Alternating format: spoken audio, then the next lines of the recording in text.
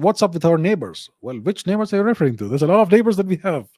Let's take a look at the map and we'll talk about some of our neighbors. How about we do that? Yeah. What's up with our neighbors? So, the first neighbor everybody thinks of when we talk about our neighbors is Pakistan, West Pakistan.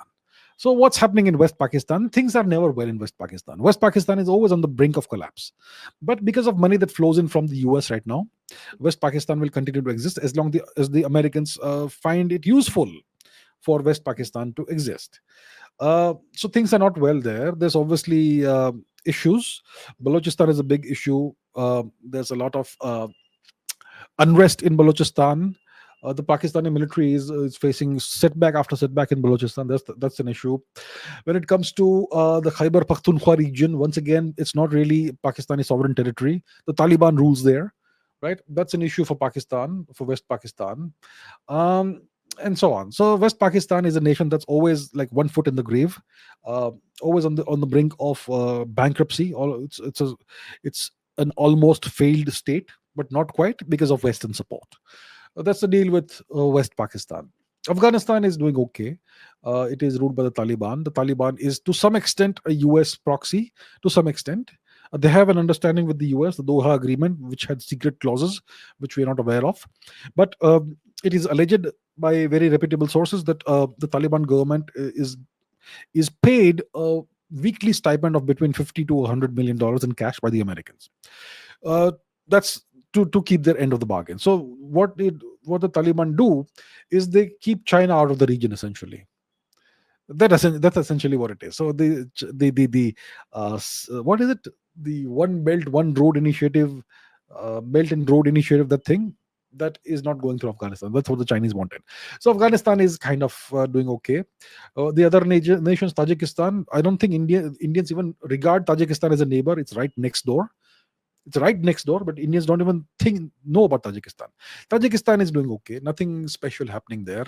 There is that. Then the other neighbors, Tibet, China, well, pretty stable. No big issues there.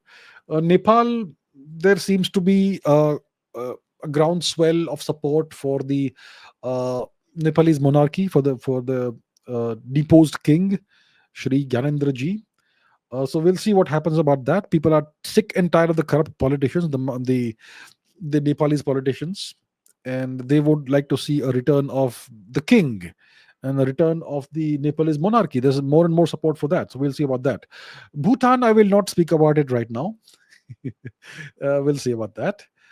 Uh, East Pakistan or Bangladesh is not doing well. They are. It's the nation is currently run by the military.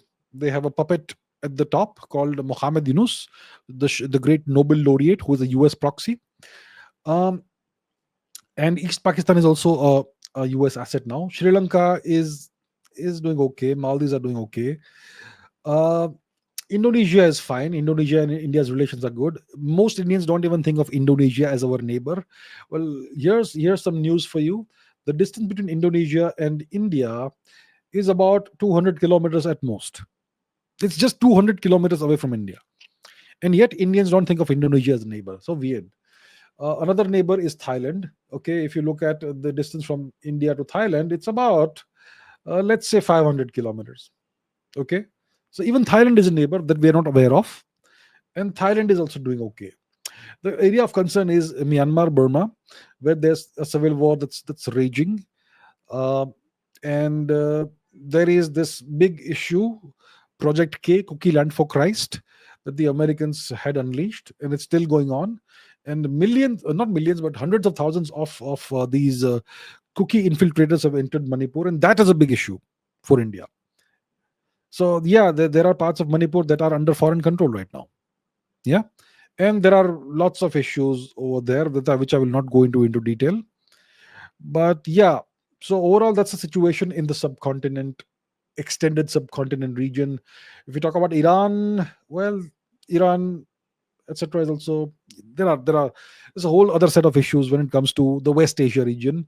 Iran is kind of between the subcontinent and West Asia, historically, culturally part of the subcontinent extended region, but geographically now it's right now it's seen as part of West Asia and so on.